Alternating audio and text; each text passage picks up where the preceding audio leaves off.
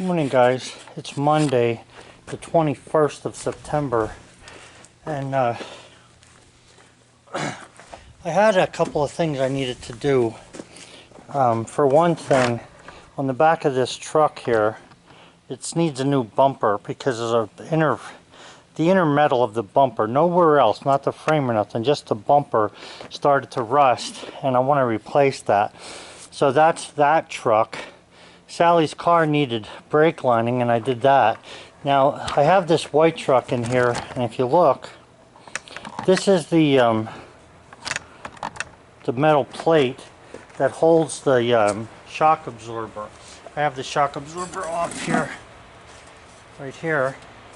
And when I put it on, if you watched my videos, you know that on this white truck here, I rebuilt the frame, and I built it from one end to the other and remade all the parts. The problem here was this one piece was giving me grief. Not the other shock side, just this side. For some reason it wasn't what it should be. Now this is 11 gauge steel, so it's actually pretty heavy stuff. And it's been really hard to hang on to it. I think the worst thing though is, if you look, I put a hole here and a hole here, and I use those only to hold the frame onto the truck.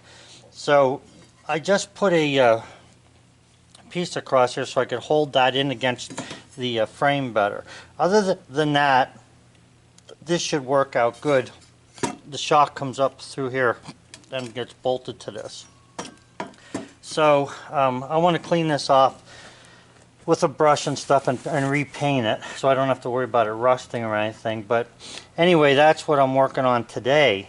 And I've been doing this kind of stuff for the past couple days because with it getting colder, and even though it's going to warm up, I was just looking at the temperature, it's supposed to be 70 tomorrow. So it's not that bad today. Like the temperatures I think are somewhere, oh I don't know, around 50 already. So it's not bad. I'm going to let the fire go out today. The thing is I just want to get this oddball stuff done so that the vehicles are good for the winter. And you know, the way cars are made nowadays, it's a freaking shame. Everything falls apart so easily. So I just want to make sure I get this taken care of before wintertime comes. So that's what I'll be working on. So anyway, I have this welded. I gotta clean it off, and then I'm gonna spray it and leave it sit for about an hour, and then I'll put it back underneath there. I'll get back to you and show you what I did after I have it together. Okay guys, so this part is back in place now.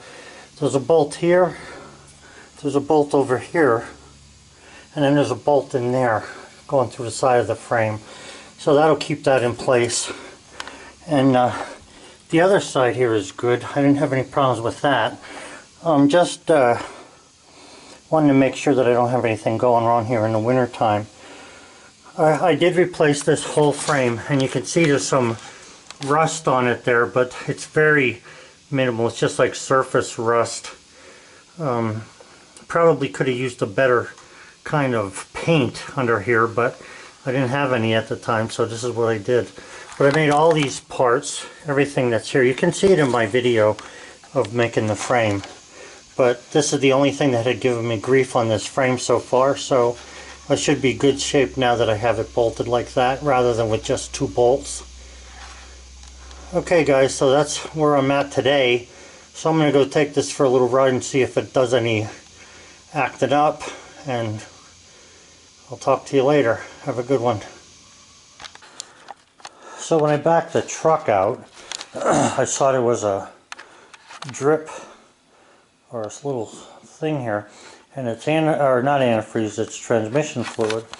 And I had put a new transmission in this truck not long ago, maybe 2 years ago I think it was. And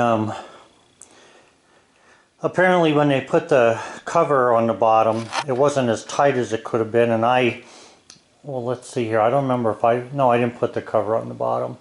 But when I checked the bolts on it, they were snug. But when I just checked them now, they were they needed another turn or so. So I tightened them up, and it seems like it's all right. It had was a little low on transmission fluid, about 2 pints, but it seems good now. So we should be okay with that. It's always something, and you have to watch out for this stuff. Right now I'm trying to clean up. If you don't watch out and check your oils and things, even if the car seems to not leak anything over a long period of time, you still have to check things in order to keep them running. And right now, this is what I normally do right before winter time, check everything and get it to the point where it stays running without any headaches.